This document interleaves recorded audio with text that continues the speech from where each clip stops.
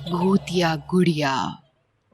ये कहानी गोवा शहर में रहने वाली जेसिका नाम की एक लड़की की है।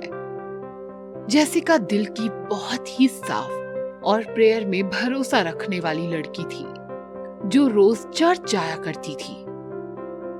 एक दिन चर्च से लौटते समय उसने देखा कि उसकी कॉलोनी के रोड साइड वाले बंगले पर एक नया परिवार शिफ्ट हो रहा है। वो सामान अंदर रख रहे थे और जेसिका भी वहाँ पहुँच जाती है। आप लोग यहाँ नए रहने आए हैं? हाँ, हम आज ही शिफ्ट हुए हैं। तुम भी यहीं रहती हो?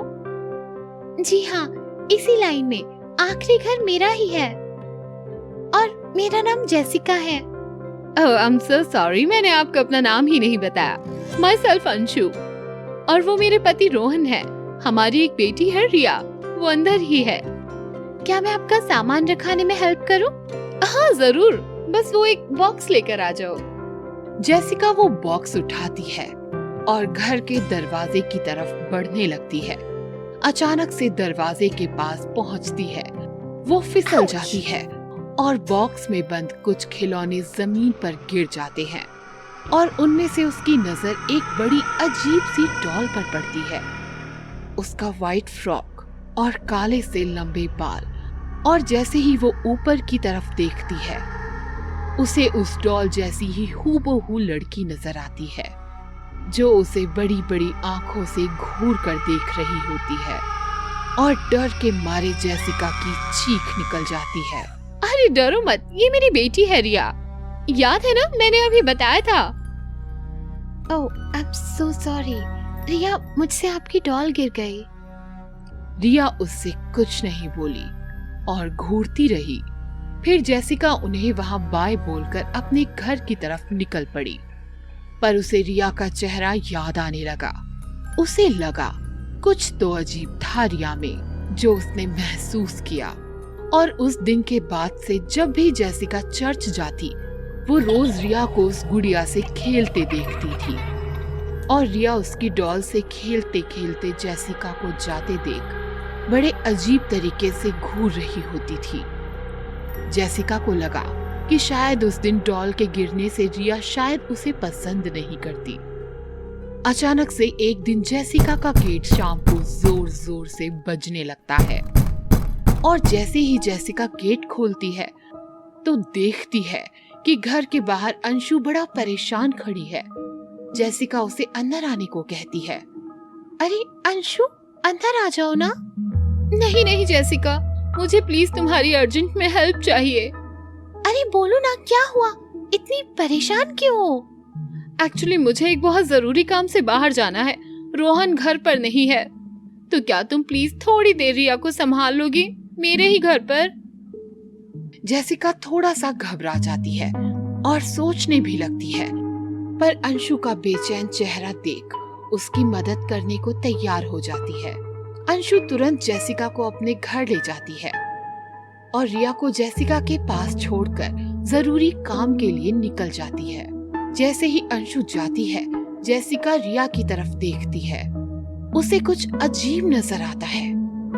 रिया उसे देखकर मुस्कुरा रही होती है और ये बदलाव जेसिका को कुछ ठीक नहीं लगता। रिया धीरे से जेसिका का हाथ पकड़ती है और ऊपर अपने कमरे में ले जाती है, और वहाँ फिर से वो अपनी गुड़िया से जेसिका को मिलवाती है। ये जेसिका है, हमें संभालने आई है। और ऐसे ही रिया उस गुड़िया से अपनी बातें करती चली जाती है, और जेसिका भी मुस्कुराकर रिया और उस गुड़िया को देख रही होती है।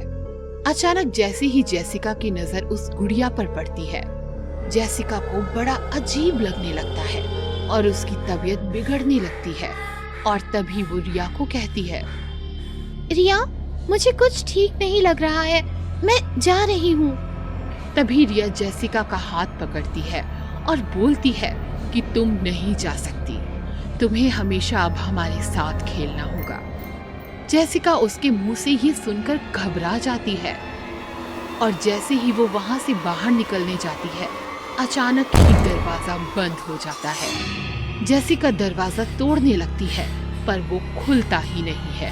वो जैसे ही पीछे पलटकर रिया की तरफ देखती है, रिया की आंखें पूरी काली पड़ जाती हैं और वो गुड़िया उसके हाथ से फिसलकर जमीन पर गिरते ही जमीन पर फड़फड़ाने लगती है और एकदम से जिंदा इंसान की तरह जेसिका की तरफ बढ़ने लगती है और उसके गले पर चढ़कर उसका गला दबाने लगती है। जेसिका का दम टूटने लगता है और वो डर के मारे उसके गॉड से प्रेयर करने लगती है। The kingdom come, they will be done on earth as it is in heaven.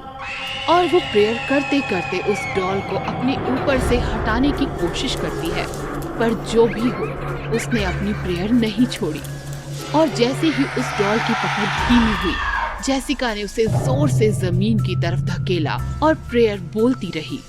Give us this day our daily bread and forgive us our trespasses as we forgive those who trespass against us. वो भूतिया doll जोर जोर से फड़फड़ाने लगती है और उसके अंदर से काला धुआं निकलने लगा और तभी रिया अचानक से जोर से चिल्लाने लगी, पर जेसिका नहीं रुकी और बोलती रही और गुड़िया में आग लगने लगी। And lead us not into temptation, but deliver us from evil. Amen. और तभी वो डॉल पूरी जलकर वहीं भस्म हो गई और रिया भी जमीन पर बेहोश होकर गिर पड़ी और जेसिका उसे तुरंत वहाँ से उठाकर नीचे हॉल में ले गई और उसे सोफे पर लिटा दिया। और तभी अचानक ही घर का दरवाजा जोर जोर से कोई ठकठकाने लगा।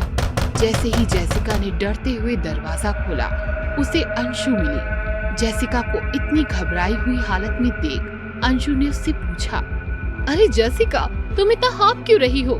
क्या हुआ? सब ठीक है ना? रिया ने कुछ किया क्या?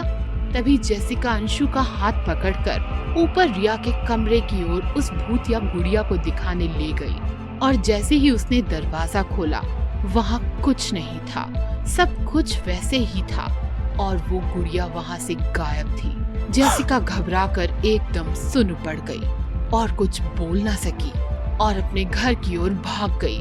थोड़े दिनों तक जब भी वो चर्च को जाती, वो हमेशा रिया के घर की ओर देखते हुए निकलती, पर उसे रिया दिखती ही नहीं।